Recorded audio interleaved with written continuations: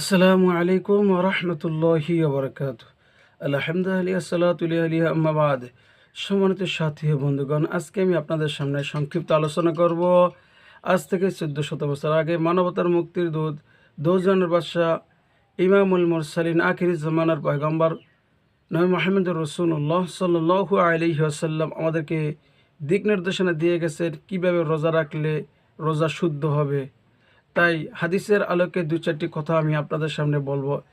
রোজা শুদ্ধ হওয়ার কয়েকটি কারণের ভিতরে আমি অল্প কয়েকটি আলোচনায় আপনাদের সামনে করি। এক নম্বর হলো, রোজা রাখতে হলে চোখের হেফাজত করতে হবে। ২ নম্বর হলো কানের হেফাজত করতে হবে। ৩ নম্বর হলো জবানের হেফাজত করতে হবে। ৪ নম্বর হলো শরীরের অঙ্গ প্রত্যঙ্গের হেফাজত করতে হবে। ৫ নম্বর হলো হালাল রুজি দ্বারা ইফতার করতে হবে। আল্লাহ তাআলা আমাদের সকলকে এগুলো মানার তৌফিক দান করুক। আমিন।